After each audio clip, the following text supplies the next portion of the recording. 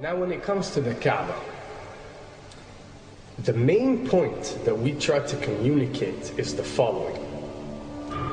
In Islam or in the Quran, God teaches that if all mankind and if all the jinn combine to sin and move away from God, then God doesn't lose one atom's worth of His kingdom.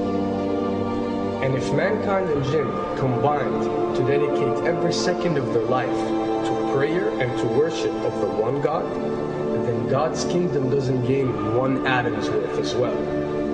What does this philosophy teach you?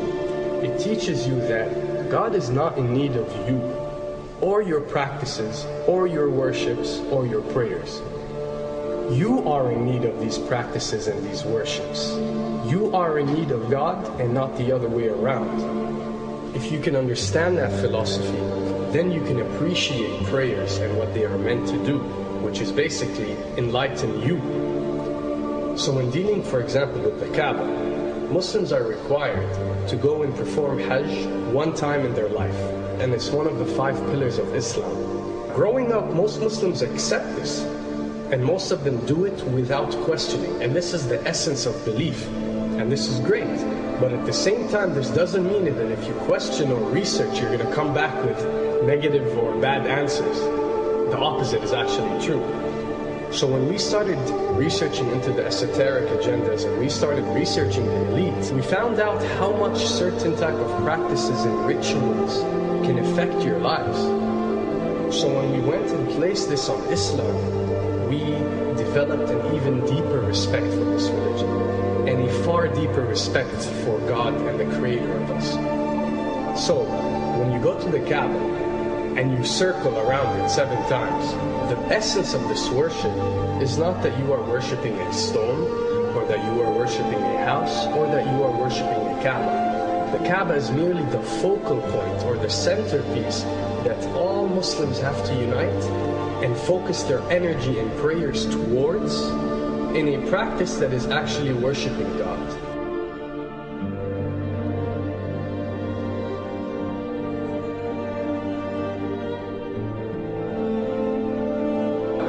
Now, going in circles counterclockwise does not break you away from time and space. But the fact that the energy of the Kaaba is the strongest energy on earth and it flows counterclockwise, by you flowing in correlation with this energy, you are uplifting yourself. You are reaching spiritual levels that you rarely do experience anywhere else on earth. And the fact that you got to do it 7 times, and we are taught that there are 7 skies or 7 samawat or 7 spiritual planes, then one can discover that each circle breaks you through a spiritual plane spiritually, so you can reach the ultimate state of wisdom and spirituality. Does this mean that only Muslims can reach this level? Does this mean that if you're not Muslim you give up or you reject this information? Not at all. In essence, any one of you, regardless of what your faith is, if you are dedicating your worship and your journey to the one and only Creator and not anything created, then you are on a righteous path.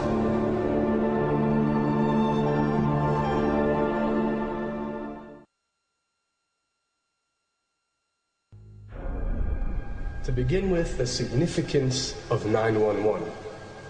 What you have to understand, and what we are trying to explain, is that when dealing with extra dimensions, or when dealing with beings from extra dimensions like jinn, for example, or when dealing with the Illuminati, or the elite, or people that follow a certain type of esoteric agendas, although me and you communicate through words and letters, they have chosen a different type of language.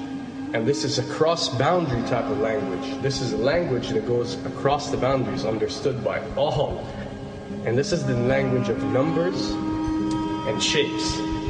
And this is why whenever you do research about these groups, you'll find out that they practice something called sacred numerology and sacred geometry. What does this mean? It means that each number is given a meaning. Each shape is given a meaning. A meaning is communicated whenever a shape is presented or a number is presented by these specific groups. I'm not talking about random people or random groups. We're talking about specific groups that follow this type of agenda. When numbers are used, it signifies a certain type of meaning. When shapes are used, the same is followed. So, in their definition, in a numerological sense, 10 is the Alpha and the Omega, or the God. 11 is a step above God.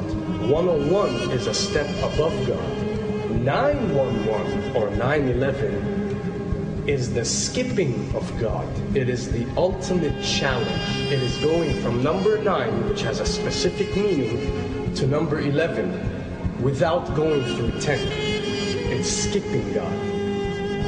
So it's no coincidence that this event that we call 911 today took place on 911. It is the ultimate challenge.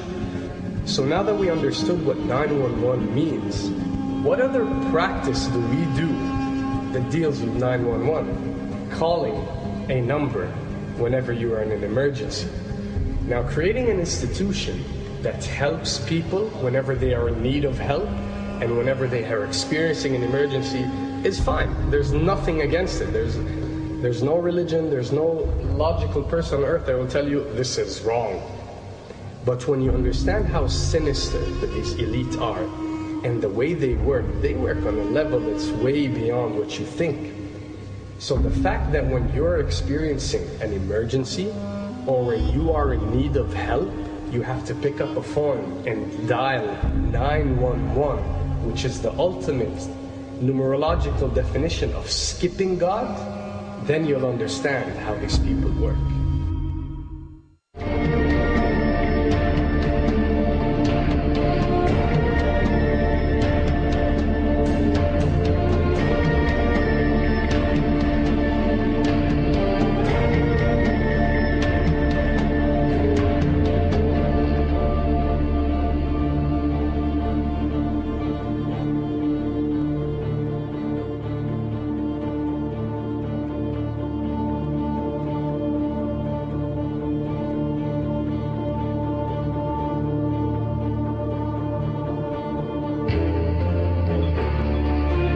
And when dealing with rituals, we recognize that everything adds up.